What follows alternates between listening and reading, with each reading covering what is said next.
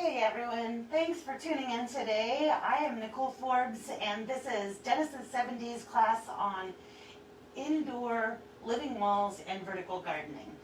Now today's class topic is going to cover some standard indoor vertical wall planting containers and some kind of techniques as far as more official style planters. But we're also going to talk about some alternatives, kind of some DIY creations and alternatives to growing vertically that you can achieve easily at home without professional installation. And then we're also going to, at the end of class, talk just a little bit about a professionally installed living wall and the benefits and details of what that is all about. So one of the things, of course, that I want to address right off the bat is that growing plants on a vertical surface is a challenging environment for all plants, but we can make plant selections that lend themselves to plants that have more of a natural habitat, clinging to rock surfaces, growing on tree trunks and branches, or kind of already plants that have thrived in their natural environment growing vertically or somewhat vertically.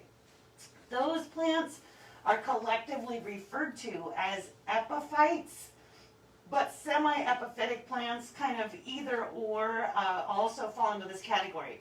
And this epiphyte category is a plant that is able to grow not in soil necessarily, but in cracks and crevices and attached to, but not parasitic to another plant or structure. And often we see in those epiphytic plants, we see what begins to form if they are grown in soil or as the plant matures, we see what's formed called aerial roots.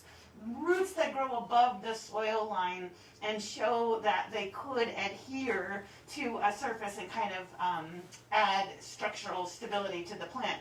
A really easy plant to relate to that technique or that habit is an orchid. And most of us have seen orchid plants grown with the kind of small whitish or greenish grayish colored roots of the orchid coming out of the soil and over the sides of the pot. And in many cases, of course, on a non-epiphytic plant, if we saw the roots coming out of the pot, we would think that that was an indication of time to repot the container or give it a bigger pot. But in this case, those aerial roots are looking for a structure or surface to help stabilize or adhere the plant to in most cases. Now, one of the probably best known epiphytic plants that we are familiar with growing in our homes is an air plant or a tillandsia. And tillandsias are true epiphytes in which they don't actually have roots that go into soil. They get all of their nutrients just simply from the air that, the air and moisture in the air. So a true epiphyte would be a tillandsia, but semi-epiphytic plants you'll see on a handout that's attached to this video as a blog article. And the handout really talks about some specific plants that lend themselves most easily to vertical gardening in that epiphytic or semi-epiphytic family. Now, basically what I kind of thought through on an achievable home vertical gardening topic was on the wall, things that we can actually hang on the wall, which include mounted plants to wood. So here we see on a piece of scrap wood, the rooster doesn't want to let me have it. Here we see a piece of wood with a staghorn fern mounted to it. So this is a very thin plank of cedar fence wood, and we've mounted a staghorn fern onto it. If I lift up the under part, you'll see that it's mounted with a kind of a black netting that holds it all onto the board. But the nature of a staghorn fern is that the shield that it forms grows over the root zone to kind of provide it shade and protection. So that shield does cover up the mounting kind of material over time.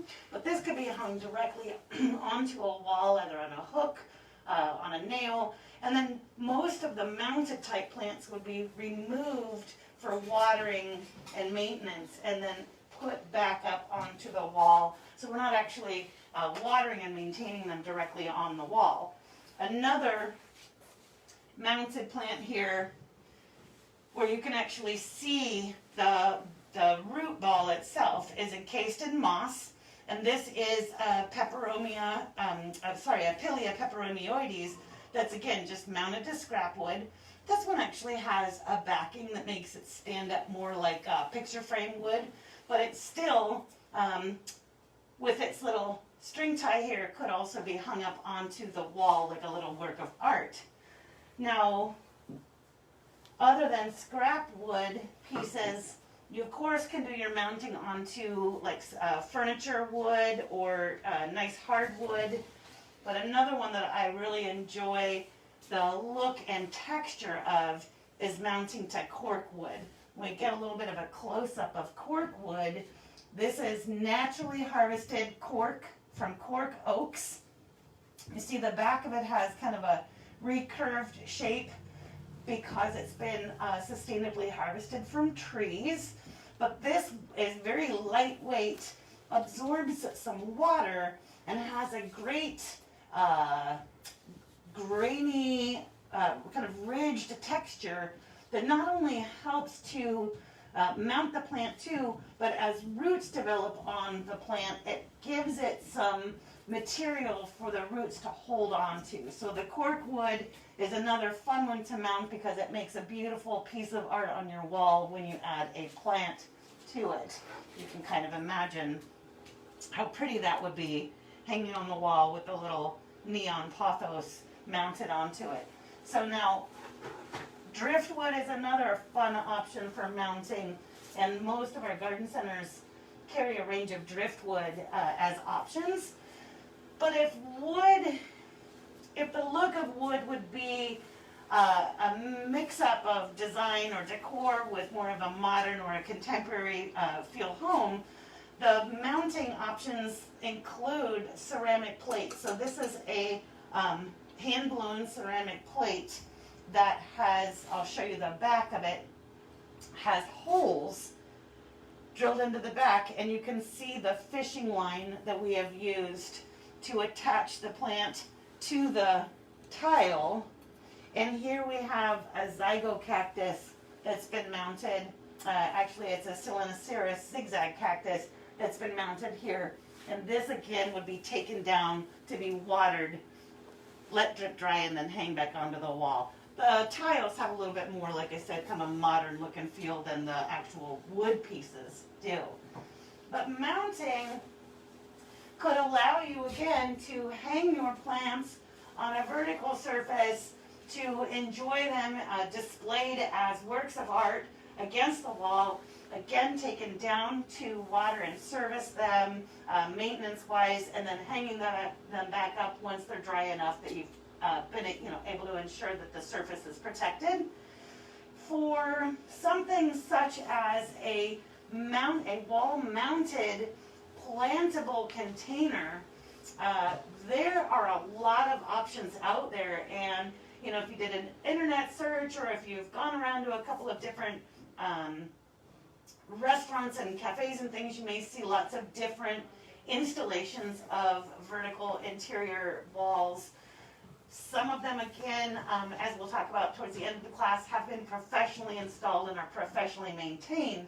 But one that is very achievable at home, either indoors or outdoors, is the mountable planting system that is developed by Wally Grow. And this is what they call the Wally Grow Eco container. And I'm going to come out again from behind the table to show you some of the details on the Wally Grow. Now, they come in a range of colors. Of course, If you visited our Bridgeport location or our Lake Oswego store, you'll see that kind of behind the cash register, usually we have a display of these Wally Grow planters full of containers to create that living wall. Photo of that is actually at the top of our blog article that's attached to this video. The Wally Grow system, first of all, it is a plastic container. It's relatively lightweight. It is made from 100% post-consumer recycled plastic milk jugs, and it's dishwasher safe. So you could clean it in the dishwasher. It holds about 30 pounds on the mounting material or the mounting bracket that is included in the container. And the unique design of this system is that there are no drainage holes on the bottom of the container, but there are a whole bunch of air holes or drainage holes in the front of the container. And so that allows the root system adequate access to air and oxygen so that it does not rot as the plant gets watered. Now, the way that these are watered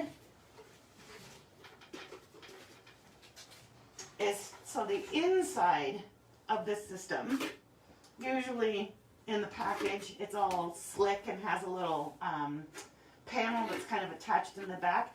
You take this panel and flip it around and slide it in to the little groove there so that it creates a pocket. Now, in the larger portion of the container is where we're going to put our potting soil. So go ahead and fill the bottom up with soil. The Wally Grow Eco Planters can hold either one 6-inch plant and happily grow one 6-inch plant, or we could do two 6-inch plants side by side, or you could display three 4-inch plants grown together in one Wally Grow container. The mounting hardware is this little piece right here which screws to the wall, and then that is what hangs onto this little lip on the back of the pot. So it securely fits on that lip, but it allows you to lift the entire container directly off the wall to, again, maintain it, clean it, groom the plants if they're hard to reach or anything like that. And it's going to water into this back chamber. So the back panel also has holes in the back panel. So as we add water, it slowly comes through the holes in the panel and slowly waters the soil in the plant, but still again allows the air to the root system and does not have a drip, drip, drip of your irrigation water that comes out the bottom of the container, getting your couch or your floors or anything like that wet. So there's no actual drainage on the bottom, but lots of airflow. The, as I said, 30 pounds, so you're not, going to get that heavy with the plants that you put in here. And in an elaborate system on the wall, or even in an outdoor system, these small grooves that you see on the sides of the container, the small grooves are spaces for irrigation line to be run through discreetly along the back of the container. The irrigation line could then drip into that watering pocket as well, allowing a automatic watering system without, again, having drip, drip, drip all over the patio or the deck or that kind of thing. So this system, which comes in a range of colors, here I have the terracotta, the white, and a nice kind of olive green. These, again, are just kind of flavoring of the colors that the Wally Grows are available in, and really a very easy and unique system for vertical gardening. We often see them used as indoor or outdoor planters, and as I said, the colors and the UV protection they have, so they'll hold up in the sunlight, or they look great indoors. Now, one of the like botanical realities that I like to discuss when it comes to vertical gardening is that where the wall that you may want to have plants grow on is located may not be a wall that has a brightly lit window shining on it or adequate lighting to grow a wide range of plants. So not only do you need to choose the plants according to the specifics of the space. If it's a low light situation, then you need to choose low light plants for your garden. But supplemental lighting is also something that should and could be considered. Adding a plant light or a grow light, and they are improving as we speak every day. They're getting better looking, better functioning, and more affordable. Adding a grow light will not only improve your plant's overall look and health, but it's going to make you more successful in growing a wider range of plants in your space. One of the most, I think, interesting recent kind of hashtags or trends that I see on social media is this whole plant shelf trend. If you check plant shelf hashtag on Instagram or Pinterest or Facebook, you're going to see people's collections of plants that they've created on either floating shelves, IKEA cabinets, bookshelves that they've gotten rid of all their books and now they've got plants there instead. The idea, again, is creating a living wall look, although rather than growing your plants vertically attached to the wall, you're using those horizontal shelving units to then display your plants in a vertical manner, still creating that green wall. Only again, the challenge of watering and maintaining a plant on a vertical surface is a little bit mitigated by being able to grow them more like a normal plant. Now, when we think about lighting and different exposure in the house, it is often a dark corner or a space that's far away from windows where we really want a plant. And ideally, something tall is often what I hear. People want to find a tree to grow in a dark space. If you think about a natural tropical forest system, there are layers upon layers upon layers of vegetation in a tropical forest. And there's the upper canopy or upper story of trees and plants, then beyond them a lower or secondary canopy, an understory canopy, then of course, tall shrubs, shorter shrubs, down to smaller plants, and ultimately ground cover, layer upon layer upon layer. If you think in that manner, it is the tall trees that make the shade. They don't take the shade. So the smaller the plant typically, the more shade tolerant it is. We don't frequently find a large growing indoor plant that is of tree scale that is going to be tolerant of low light. So when we have a corner that may be in low light or somewhat dark, and our design goal is to create that vertical green that either says tree, or something on the grand scale, often one of the best ways to achieve that look is to use a plant stand, such as this lovely little basket I have here. So a plant stand on legs giving us some height, then using a tall vertical plant that is shade tolerant, such as our Sansevieria or snake plant here. Sansevieria, recently reclassified as a Dracaena, but again, that's the woes of people who have to keep up with botanical nomenclature and the ever-changing, Dracaena. So it's a plant stand, tall vertical plant in the corner, followed by a trailing low light tolerant plant in the ceiling trailing downwards.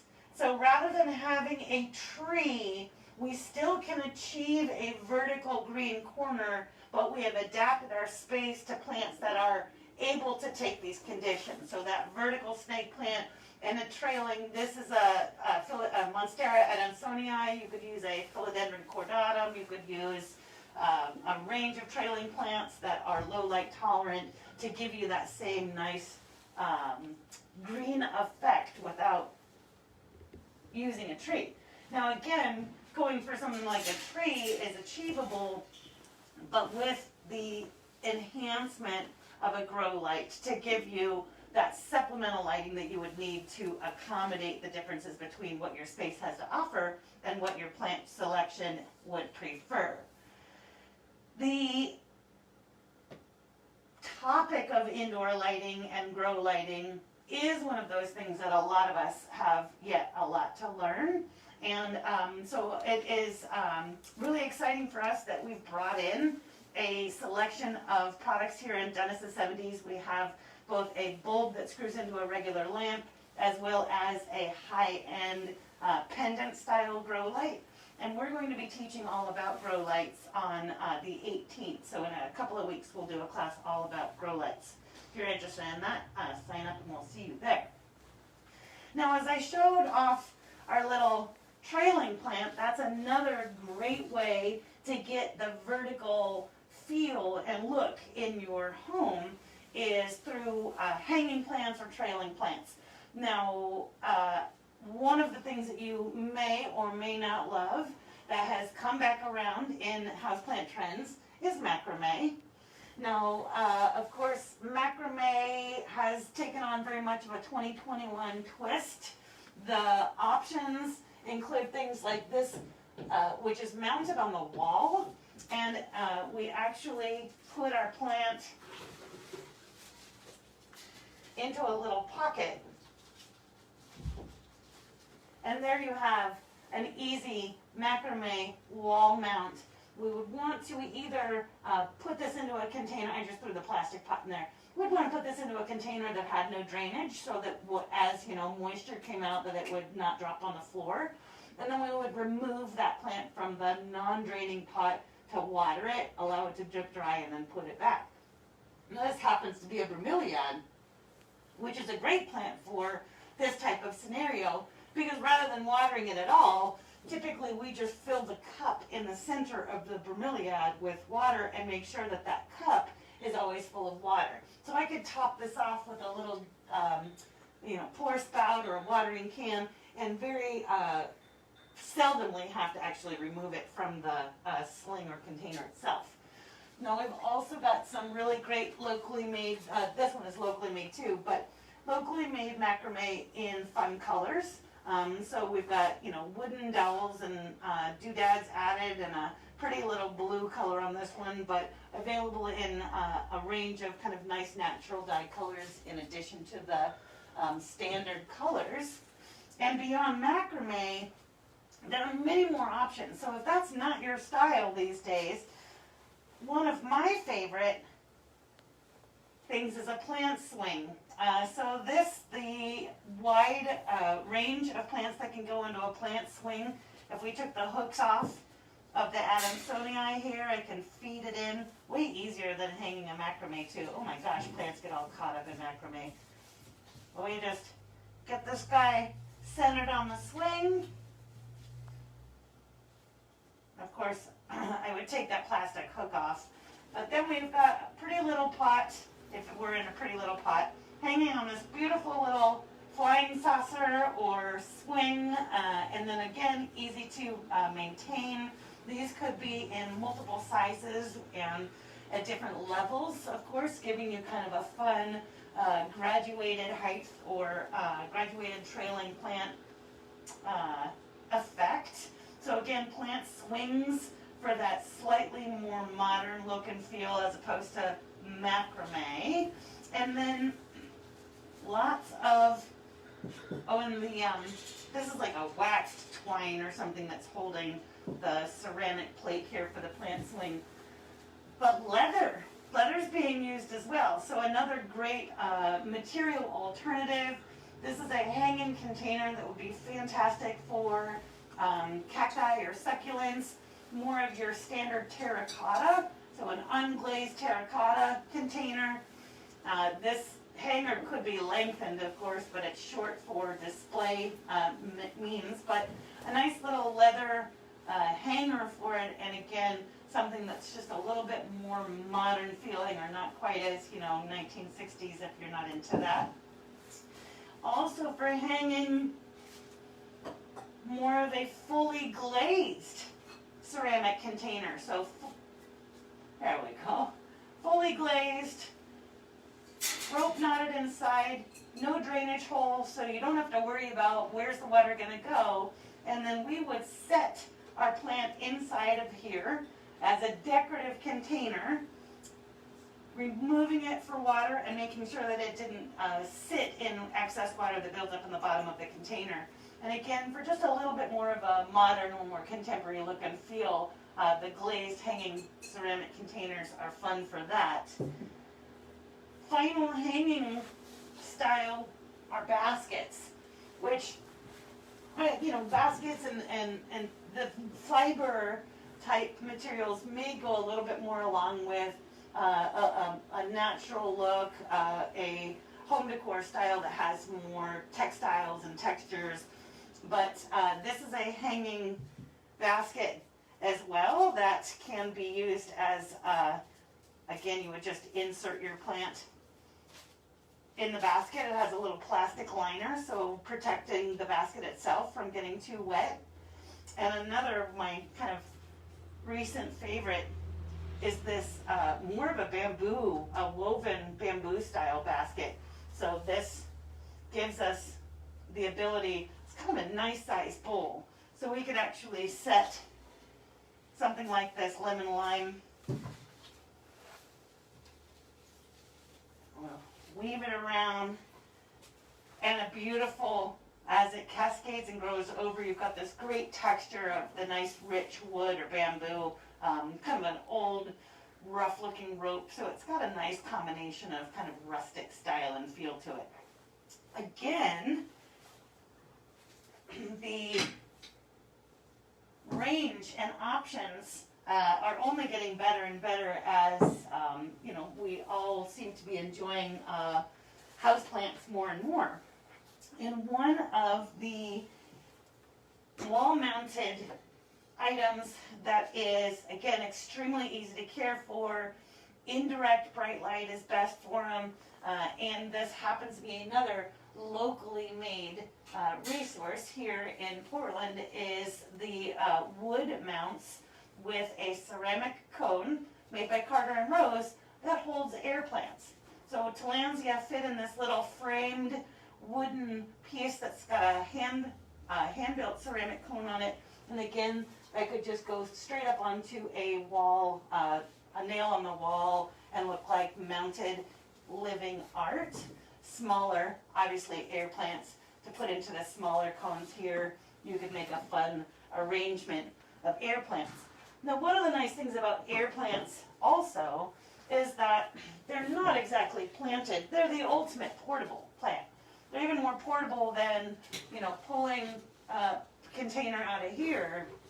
They're ultimately portable, which means that if you had 2 sets, for example, of air plants, and your wall was in lower light, you could grow one set in that lower light wall for 1 week and alternate to the next set of air plants to live in that wall for the second week, while the original set has a brighter light scenario to grow in for a week. So alternating between one group of plants to the next group of plant in a week's period of time is not going to be so much that your plants will struggle, and it's going to allow you to have that flexibility to grow what you want in the space without the detriment to the plant's health in the long run.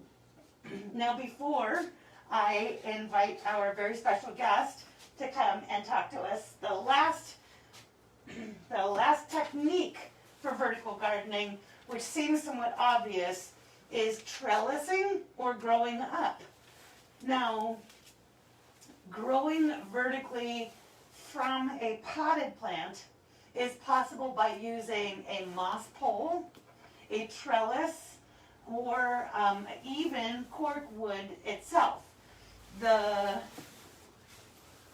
nodes along the stems of something like the Monstera adansonii or our little lemon lime philodendron here, everywhere that there is a leaf, there is the ability for a root to come out and grab hold of a fibrous surface. So that means that if we added a moss pole to this otherwise trailing plant, by inserting it into the soil, and just for beginning, we would wrap the long extensions of the plant up onto the moss pole just to give it a leg up. The roots will slowly grow into the fiber of the pole and hold it on itself. And I'll show you what that looks like up close with this marble queen pothos, who is stapled. So we see at one point it's stapled to the stake, but we also see these fabulous roots that have grown out. Can I feel one over here? Oh, it's down a ways. Roots that have grown out and are holding on to the wood itself. So here is an aerial root, here is another aerial root, and if I try to remove it, I can get a little bit of it away, but a good portion of that root is stuck to the wood, which will allow this plant to continue to grow vertically instead of trailing. Now, one of the cool things about growing on a vertical surface, whether it's a piece of wood like this or a moss pole, is that in almost all instances, once we trellis or go vertical, the leaves increase in size. So by 1/3 to 1/2 of the size of the trailing plant, the leaves will increase in size, which can become pretty dramatic as the plant kind of changes and adjusts to a new way of growing. The range, again, of plants that can grow on a trellis or vertical include those semi-epiphytic plants that have that aerial root system that allows them to grab on, and also climbing plants like cissus or other viney plants that have the ability to tendril or twine to hold on to the trellis or a system on its own. Now, there are plenty of instances where either simple plant material is not going to be an option for you, but you want that look and feel of a natural effect. So the decor is hard, lots of hard surfaces. Adding something with a natural look and feel may be your goal, but again, it is a space that's inhospitable to living plant material. And this would be a perfect instance for what is called a moss art wall. And in addition to moss art walls, adding some professional enhancements to that space, as I mentioned, such as supplemental lighting, a way to manage the weight of a fully planted and irrigated living wall, as well as accommodating for the need to be watered and the drainage. All of that is done through professional installation and design, and that is where our Urban Plantscapes division comes into play. And I'm going to introduce to you Paige Tisdale, who is, what is your official title, Paige? Design and Development. Design and Development with our Urban Plantscapes team, and I'm going to turn the microphone over to her. So that fits onto your pocket. Just like Janet Jackson. Right away, watch the rooster tail. Thank you so much. Okay, hopefully this stays on.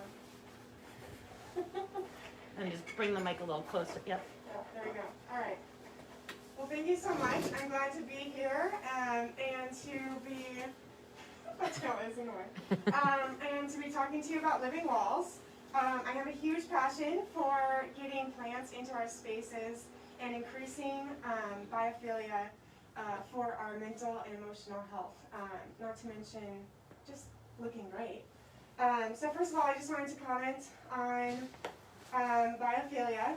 It is the term coined to represent the relationship humans have with nature and what nature can do for us. Kind of this relationship back and forth. Having plants in our spaces increases our creativity, increases our concentration, it decreases our stress and anxiety and depression, all those negative emotions. So there are so many various benefits. In commercial spaces, which is where I focus on, I guess I'll talk a little bit about urban plantscapes. We have, I'm going to bring this lovely little wall out. We have an interior division. We do commercial spaces, lobbies, offices, anywhere in a public space that you would see plants, airports, anything like that. That's where we come in and we take care of the plants or help design how to have plants in the space more easily. And you know, we get creative. We love to work with architects and designers in that respect. So additional benefits that plants can have in commercial spaces are it increases attendance for your employees.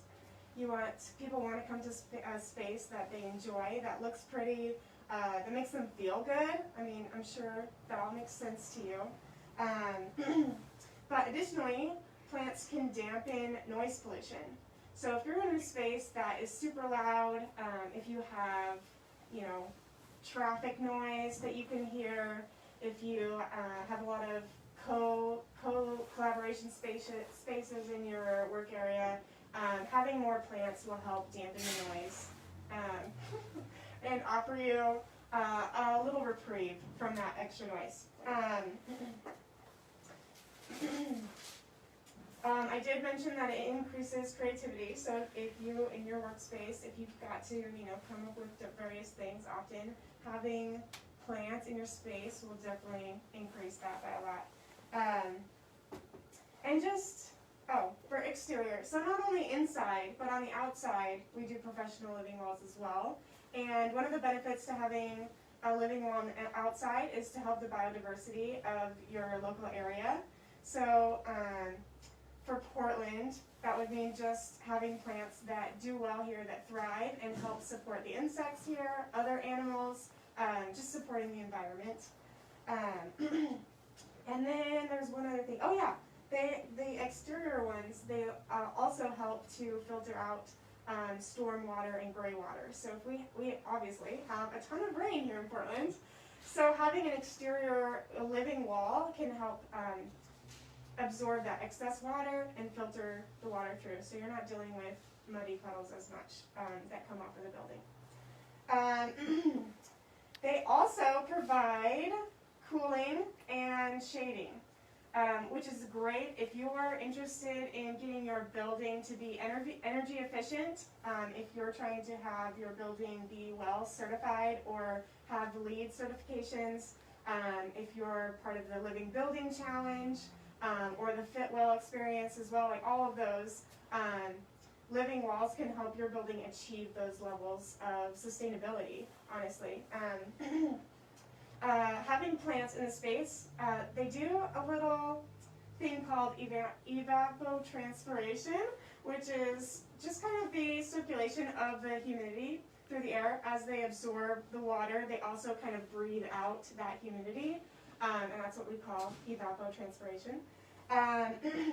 So having more humidity in a space will help it keep cooler in the summer months, but also help insulate it in the winter months and keep the heat in. Thus, it reduces your building energy costs, which we're all looking to save money, right? So different types of green walls that you can have. You can do something like this. Here, I'll come around. Here it goes. And this is preserved material. We have here preserved wood, preserved moss, once living, but the moss went through like a glycerin solution to keep it spongy. As you can see, it's very spongy, very soft, and they come, this is a reindeer moss, and it comes in, you can dye it pretty much any color. So if you want to match your company's logos, or if you want to match your decor in some way, you don't have to stick with green. You could do whatever color you want. So yeah, very versatile. This system is brought to us by the COVID pandemic, really.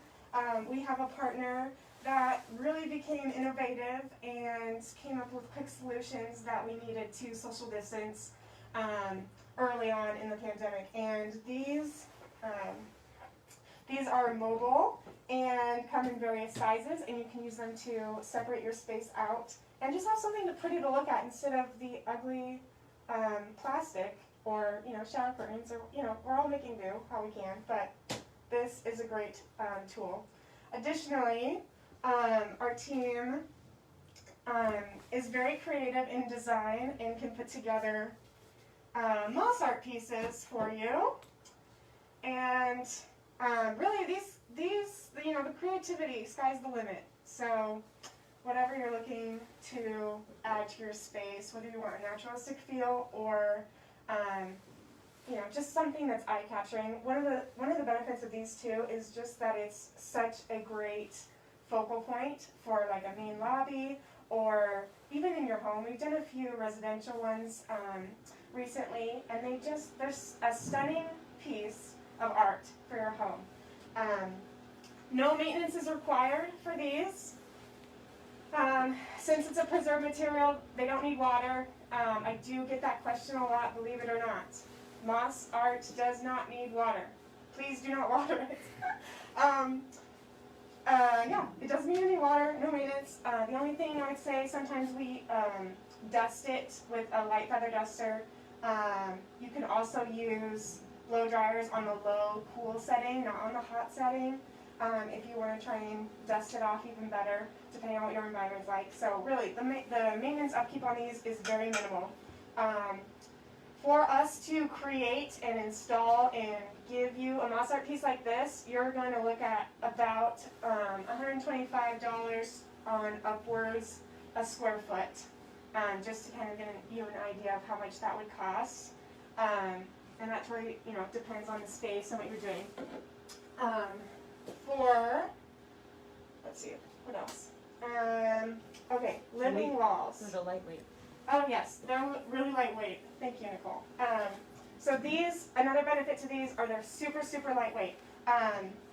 The backing of this is basically a coroplast, kind of like cardboard material. So it's super, super lightweight, and the moss itself is like a feather. So, overall, if you're depending on your structure, you don't have to have something, you don't have to worry about the structure of your wall. Living walls, however, that's where it gets a little complicated, and you need a consultation depending on how large your living wall is going to be. This rooster is just a part of the conversation all day. So there's so much technology out there, as Nicole mentioned at the very beginning. Lots of different areas to get your product, depending on what you're looking at. So one of my favorites is a fabric.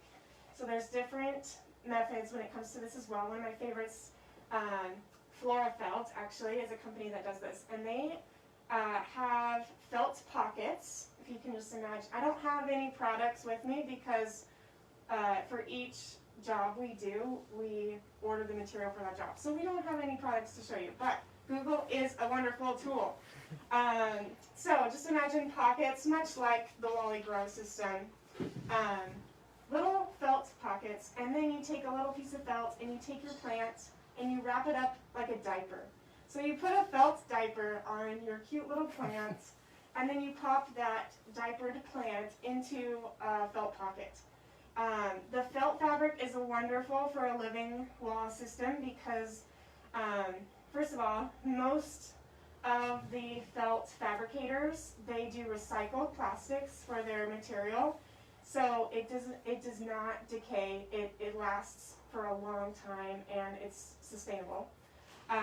But secondly, those fibers really help with the hydroponic system of the living wall for irrigation and watering. So most of them you can water from the top down and they'll trickle down, they'll absorb through, and the water will just go on down. Sometimes you do have to, spot treat if there's, dry areas. Sometimes they don't really spread very well, but that is probably the best way to go if you're going to do it at home and you're interested in exterior or interior.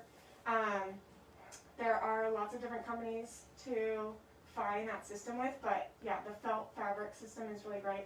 Additionally, we have tray systems, and there's so many kinds of those as well, but overall, it's just a plastic tray that you can stick, you can just stick plants in, just like this. You leave them in their, some of the systems, you can leave them in their grow pots and just pop them right in the tray.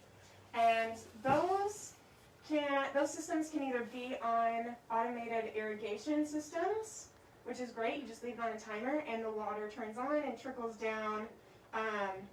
The trays will trickle down to each other and just eventually the whole thing will get watered. Or if you want to save money and not install an irrigation system, you can have a service come and hand water it, and that's where we come in. But either option, really, for living walls, they're a long-term investment. You want to make sure, whichever option you decide, you want to make sure you know how to take care of it into the future and how to upkeep and maintain it. So really, it's just, you need to be, I guess you need to look at your space, see how much room you have, what you have to work with, and then what your vision is, how much you want to take care of it. Let's see. I think there was another thing I wanted to talk about. Yeah, I think actually that's pretty much it. I would say that living walls itself, they're pretty similar in pricing to moss art pieces, which I'll explain why in a second. But living walls, I would estimate, again, for pricing, anywhere from $125 a square foot to $175 a square foot. And that depends, again, on what system you use and if you decide to do irrigation, integrated, automated, or to hand water. So pricing varies greatly depending on your system. But that's where we can come in. Feel free to email me. We have pictures on our website under Urban Plantscapes. You can see some of our green walls that we've installed and take care of currently. We have them sprinkled all throughout Portland. Oh, there was one more thing I was going to say. Oh, yes. This is super important. When you're getting a living wall, if it's indoors, you definitely want to make sure you get a light study done of the area. This is important just because I've seen so many professional living walls done where they don't do a correct light study, and they put grow lights on the living wall, which is great. But then when you look at the wall, there's certain pockets of the wall that are dark, or certain pockets of the wall where the light is burning the plants. So it's super important to make sure you have the right light requirements, that you have the light spaced out correctly, and depending on the species that you select, all of that goes into play. So that's why you hire a professional, people who know the plant types and the species that work well together, water requirements, light requirements, and what system fits best with your space. So thank you so much for having me. Awesome, yeah, and thank you again for having Paige here. The point being, here at Dennis and 70s, we are interested in either helping you achieve a DIY look and feel, if that's the scope of the project that you're interested in doing at home. But again, whether maybe you're a business owner and you're interested in improving the feel of your office space when folks eventually do come back to the office, or if you are working at home, think about this gorgeous living wall as your new Zoom background, or just simply creating Zoom backdrops nowadays with some great artwork of, biophilia and living walls. Could make everyone calmer while listening to you. could be just as good as inviting a goat to your Zoom calls, which is now a current trend as well. So, as always, be creative, be well. Thank you for attending, and happy gardening.